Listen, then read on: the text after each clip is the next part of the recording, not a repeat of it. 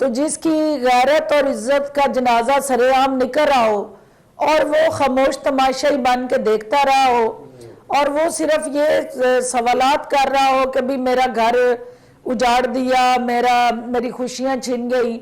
تو بھئی یہ اتنے عرصے بعد آپ کو کیوں یاد آیا؟ بشرا مانیکا سے بشرا عمران نیازی تک کا جو سفر تھا وہ سوائے شرمندگی کی داستان کے اور کچھ نہیں ہے۔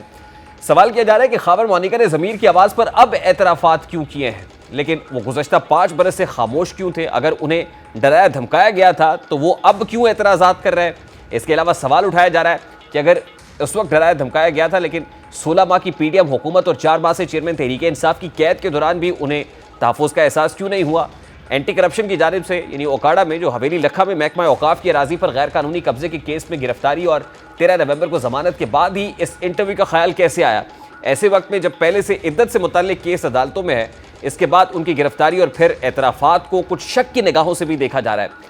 خاور مانیکا کی گرفتاری کے کچھ عرصے بعد ہی ان کے انٹرویو اور عدت کے دوران نکاح کے اعتراف کی بازگشت موجود تھی، جس کا علم مبینہ طور پر کچھ سیاستدانوں کو بھی تھا۔ کل مانیکا نے انکشافات کیے ہیں، لوگوں کو افسوس ہوا ہے، جن کے گھروں میں جایا جاتا ہے وہاں نظریں جھکا لی جاتی ہیں اور یہاں پر پیر کا ہی وہ لے کر اٹھ گئے ہیں۔ لیکن ان دونوں نے، جس کو میں بنٹی ببلی کی جوڑی کہتی ہوں، انہوں نے ککھ پلے نہیں چھوڑا۔ خاور مانیکا ورسز عمران خان اور دعوت نامہ دہایا جی، طلاق میں نے فروری کے اندر دی، شادی 1.5 مہینہ پہلے ہوگی عدت کے اندر۔ وہ تھرڈ امپائر نے بتایا کہ اس کی بیوی اور عمران خان مرید اور پیر تھے۔ اب پیری مریدی چین کچھ ہوندہ میاں جی سامنے نہیں پتا۔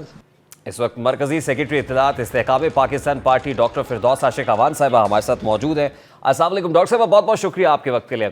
ڈاکٹر صاحبہ، خاور مانیکا نے جو انٹرویو دیا اور اس میں جس طریقے کے انکشافات سامنے آئے ہیں، یقیناً آپ کی نظر سے گزرے ہوں گے۔ اب سمجھ نہیں آتی کہ خاور مانیکا اس سے پہلے جھوٹ بول رہے تھے یا اب جھوٹ بول رہے ہیں؟ آپ کی نظر میں پہلے جھوٹ تھا یا اب یہ جھوٹ کا پلندہ ہے؟ بسم اللہ الرحمن الرحیم۔ دیکھیں، بات یہ ہے کہ جو انٹرویو کے اندر انکشافات سامنے آئے اور جنہیں حقائق کی نشاندہی کی خاور مانیکا نے، اس کے ساتھ جڑے بہت سارے سوالات بھی ہیں اور تحفظات بھی ہیں، لیکن جو حقائق ہیں وہ سر چڑھ کے بول رہے ہیں۔ اور حقائق کیا جو انہوں نے مرتب کیا، ایک پلندہ سب کے سامنے، قوم کے سامنے رکھا ہے، اس میں جس ہماری سوشو کلچر ریلیجیس ویلیوز کا جو جنازہ نکالا گیا ہے اور پیر اور مرید کی آڑ میں جو بڑھاپے کے عشق کا داستان جو ہے وہ جس طرح سے زبان زد عام آئی ہے، یہ ہماری فلمی سٹائل کی سٹوری ہے جو ہمارے معاشرے کے اندر فٹ تو نہیں ہوتی، لیکن یہ ضرور ہے کہ رومیو جولیٹ جو تھے وہ کس طرح ایک پیر اور مرید کا روپ دھار کے ریاست مدینہ کے اندر ایک ایسا گنونا کردار ادا کرتے رہے کہ جس کی نہ ہماری کوئی معاشرتی اور نہ کوئی ہماری سماجی اور نہ کوئی ہماری مذہبی جو ہے وہ روایات اس کی اجازت دیتے ہیں۔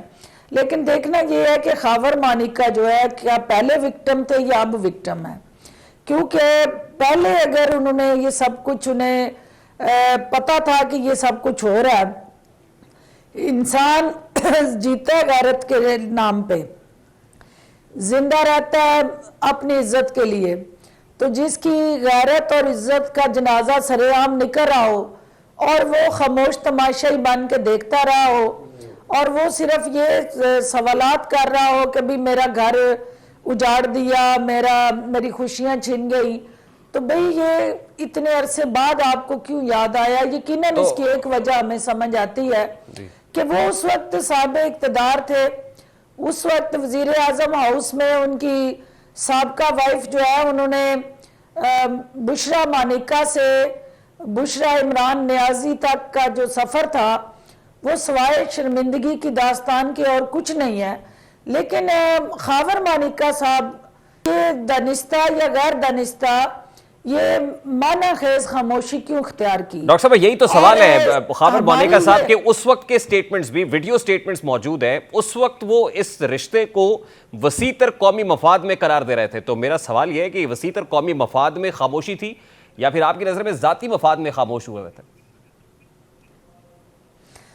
دیکھیے اس کے اندر جو سہولت کاری کرنے والے عناصر تھے، جو فرح گوگی کا کردار تھا، وہ جس طرح سے انہیں وزیر اعظم کے عہدے پہ براجمان ہونے کے دعوے اور پھر اس کے بعد جس طرح سے وہ ان کو بلیک میل اور اوورآل خوفزدہ کرنے کی اور پریشرائز کرنے کی اور پھر مفادات اور سلے دینے اور لینے کی جو انہوں نے ایک مڈل وومن کا کردار ادا کیا، وہ الٹیمیٹلی اسی چیز کو انڈیکیٹ کرتا ہے کہ دال میں کچھ کالا تھا۔ اور ڈیفینیٹلی اس وقت بھی یہ مانیکا صاحب کو پتا تھا کہ ان کی بیوی کیا گلچھڑے اڑا رہی ہے، اور وہ بجائے اس کے کہ خاموشی سے اپنی زبان دانتوں کے نیچے دے کے طلاق دے دیتے، ان کو اس وقت بھی سٹینڈ لینا چاہیے تھا۔ نہیں، لیکن کیا خاور مونیکا خود بینیفیشری تھے اس وقت؟ سامنے رکھنے چاہیے تھے۔ کیا وہ خود بھی بینیفیشری تھے ان ٹرانسفر پوسٹنگز کے اندر، لینڈ ریکارڈ کے زمینوں پر قبضے کرنے پر،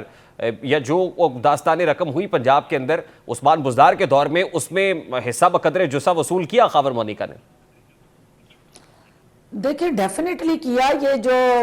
مال مسروقہ جو ہے وہ بنی گالا اور زمان پارک سے برآمد ہو رہا تھا یا وہاں تک پہنچ رہا تھا، تو یہ تو نہیں ہو سکتا کہ وہ خاور مونیکا کے فارم ہاؤس تک نہیں پہنچ رہا تھا۔ وہ بینیفیشریز بھی تھے، سہولت کار بھی تھے، اور اپنے بچوں کے بڑھتے ہوئے ساسوں کو دیکھ کے خوش بھی تھے، اور ان کو یہ نظر آ رہا تھا کہ ان کے بچے جو ہیں جس طرح زمینوں کے مالک، گاڑیوں کے مالک اور تحفے تحائف کی مد میں جو مختلف سوسائٹیز کے اندر ان کے شیئر بڑھ رہے تھے، تو وہ ایک باپ ہوتے ہوئے پھولے نہیں سماتے تھے کہ میری اولاد ترقی کر رہی ہے۔ تو آج انہیں اس اولاد کی ترقی کے پیچھے کوئی ہاتھ جو کار فرما تھا، جو طاقت ان کو سپورٹ کر رہی تھی، آج انہیں پتا چلا کہ وہ وزیر اعظم ہاؤس کی چھڑی تھی، اور وزیر اعظم ہاؤس سے وہ تانے بانے جو ہے جب مل رہے ہیں تو بہت دیر کی مہرباں آتے آتے کاش یہ آپ نے بہت پہلے یہ حقیقت قوم کے سامنے اشکار کی ہوتی، کاش یہ آپ کا ضمیر پہلے جاگ گیا ہوتا، اور الٹیمیٹلی آج یہ قوم کو دن نہ دیکھنا پڑتا کہ صادق اور امین بن کے ریاست مدینہ کی آڑ میں اس قوم کا جو چونا لگایا گیا، جس طرح ہماری روایات کا جنازہ نکالا گیا،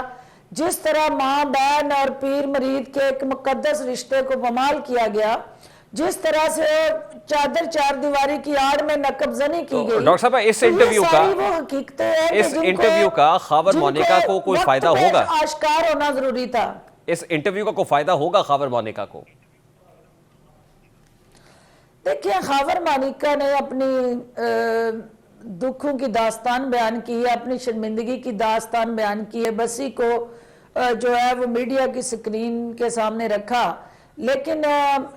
یقیناً ایک چیز ان کو ایڈوانٹیج ضرور دے گی کہ بھی ایک بے بس شخص جو ہے جس کی بیوی اس کی نظروں کے سامنے جو ہے وہ کسی غیر مرد کے ساتھ تعلقات بنا کے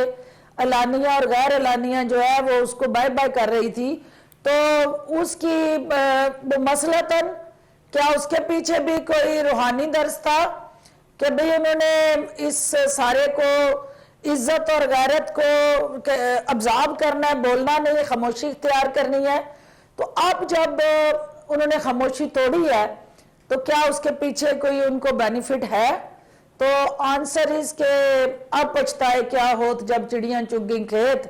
اب یہ جتنا بھی ان کا پچھتاوا ہے وہ ان کے اوپر بوجھ ہے، کیونکہ ان کے اپنے کندھوں پہ بوجھ ہے، ان کے اپنے ضمیر پہ بوجھ ہے، جس کو بانٹا تو جا سکتا ہے لیکن ختم نہیں کیا جا سکتا۔ ڈاکٹر صاحب خاور مونیکا کو اگر فائدہ ہو بھی جاتا ہے تو اس انٹرویو سے کیا چیئرمین پی ٹی آئی کو یا بشرا بی بی کو کوئی نقصان ہوا ہے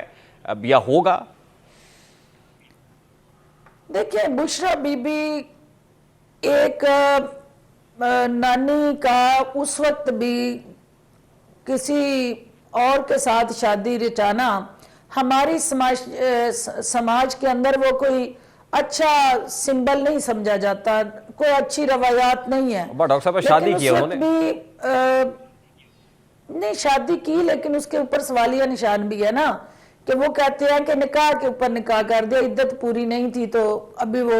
इद्दत का टाइम फ्रेम जो है जो शरई तौर पे, और ये मामला भी कोर्ट में भी चल रहा आपकी है, मजहबी ये मामला कोर्ट में भी है। requirement खावर मोनिका के इस स्टेटमेंट के बाद आपको लगता है कि कोर्ट खावर मोनिका को भी बुला सकती है बतौर गवाह के लाइए डॉक्यूमेंट्स जो आप बता रहे थे कि 14 बताना नवंबर चाहिए, जी बताना चाहिए। और वो तलाकनामा जो हकीकी तलाकनामा था उसकी एग्जैक्ट डेट्स जो है वो अदालत के अंदर पेश होनी चाहिए और कौम को सच पता होना चाहिए। असल में इस कौम के साथ इतना झूठ बोला गया है, इतना झूठ बोला गया है कि अब कोई सच भी बोलता है तो कौम के कान जो है ना वो सुनने के लिए तैयार नहीं है। उनके कानों में शीशा इतना पिघला के डाल दिया गया है कि वो उसे सादक अमीन जो है वो मानने के लिए डटी हुई है।